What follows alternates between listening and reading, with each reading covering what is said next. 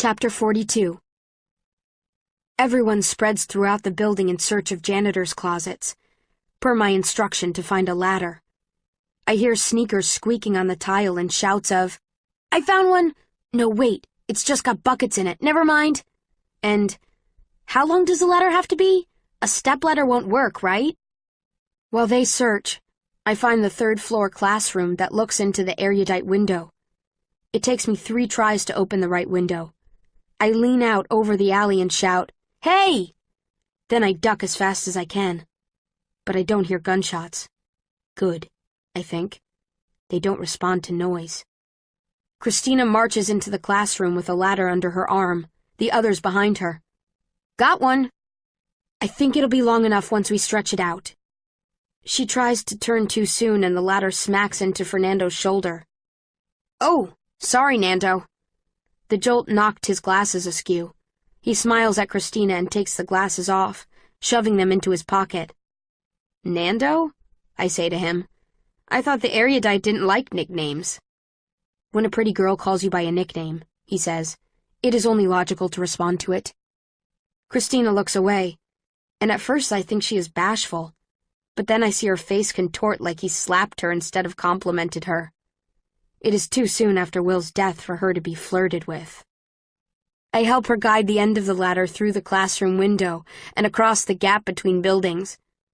Marcus helps us steady it. Fernando whoops when the ladder hits the erudite window across the alley. "Time to break the glass," I say. Fernando takes the glass-breaking device from his pocket and offers it to me. "You probably have the best aim." "I wouldn't count on it," I say. "My right arm is out of commission. I'd have to throw with my left." "I'll do it," says Christina. She presses the button on the side of the device and tosses it across the alley underhand. I clench my hands as I wait for it to land. It bounces onto the windowsill and rolls into the glass.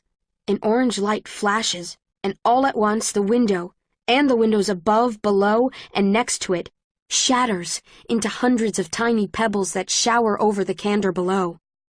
At the same time, the candor twist and fire up into the sky.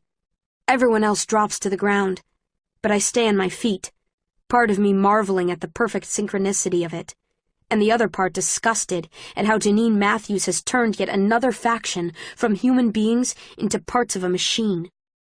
None of the bullets even hit the classroom windows, let alone penetrate the room. When the candor do not fire another round, I peer down at them.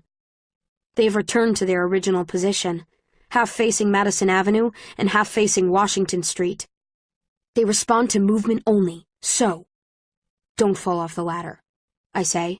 Whoever goes first will secure the ladder on the other side. I notice that Marcus, who is supposed to selflessly offer himself up for every task, does not volunteer.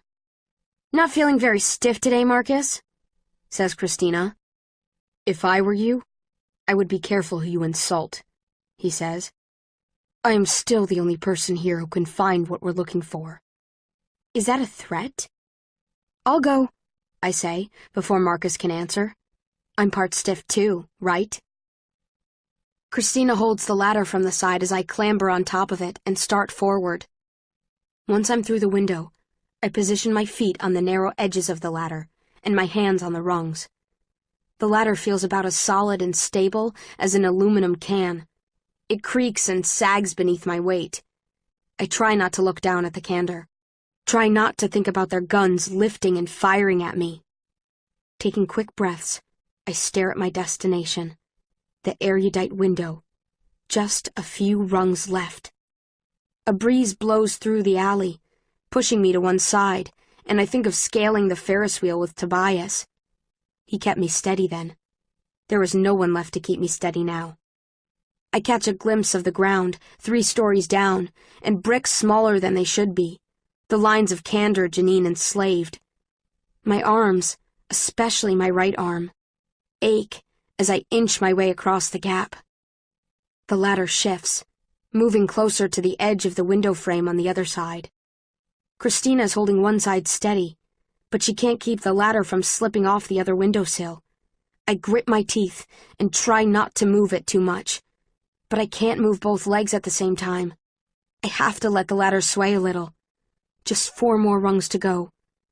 The ladder jerks to the left, and then, as I move my right foot forward, I miss the edge of the rung. I yell as my body shifts to the side, my arms wrapping around the ladder, and my leg dangling in space. "Are you okay?" Christina calls from behind me. I don't answer. I bring my leg up and wedge it beneath my body. My fall made the ladder slip even farther off the windowsill. It is now supported by just a millimeter of concrete. I decide to move fast. I lurch toward the opposite windowsill, just as the ladder slips off. My hands catch the sill and concrete scrapes my fingertips as they bear my body weight. Several voices behind me scream. I grit my teeth as I pull myself up, my right shoulder shrieking with pain. I kick at the brick building, hoping it will give me traction, but it doesn't help. I scream into my teeth as I pull myself up and over the windowsill, half my body in the building and the other half still dangling. Thankfully, Christina didn't let the ladder drop too far. None of the candors shoot me. I pull myself into the erudite room across the alley. It is a bathroom. I collapse to the floor on my left shoulder and try to breathe through the pain. Sweat trickles down my forehead. An erudite woman comes out of a stall, and I scramble to my feet, draw my gun, and point it at her, all without thinking. She freezes, her arms up, toilet paper stuck to her shoe. "Don't shoot!" Her eyes bulge from her head. I remember then that I'm dressed like the erudite. I lower my gun. "My apologies," I say. I try to adopt the formal speech common to the erudite. "I am slightly edgy with everything that's occurring. We are re-entering in order to retrieve some of our test results from Laboratory 4A. "Oh," the woman says. "That seems rather unwise."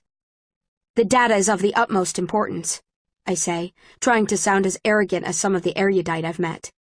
"I would rather not leave it to get riddled with bullets." "It's hardly my place to prevent you from trying to recover it," she says. "Now, if you'll excuse me, I'm going to wash my hands and take cover." "Sounds good," I say. I decide not to tell her she has toilet paper on her shoe. I turn back to the window. Across the alley, Christina and Fernando are trying to lift the ladder back onto the windowsill. Though my arms and hands ache, I lean out the window and grab the other end of the ladder, lifting it back onto the windowsill. Then I hold it in place as Christina crawls across. This time the ladder is more stable, and Christina makes it across the gap without trouble. She takes my place holding it as I shove the trash can in front of the door so no one else can come in. I then run my fingers under cool water to soothe them. "This is pretty smart, Triss," she says. "You don't have to sound so surprised. It's just..." She pauses. "You had aptitude for erudite, didn't you?" "Does it matter?" I say too sharply. "The factions are destroyed, and it was all stupid to begin with." I've never said anything like that before. I've never even thought it. But I'm surprised to find that I believe it.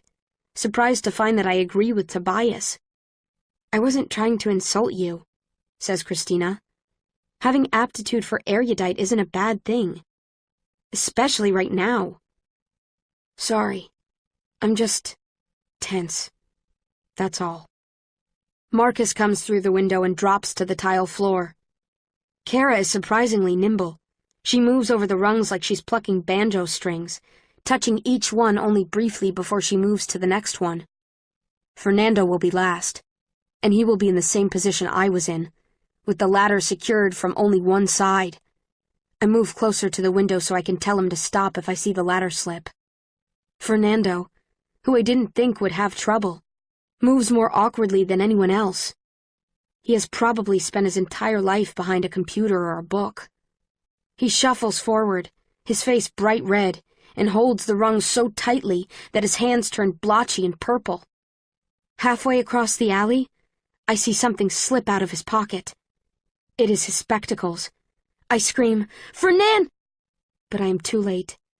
The spectacles fall, hit the edge of the ladder, and topple to the pavement.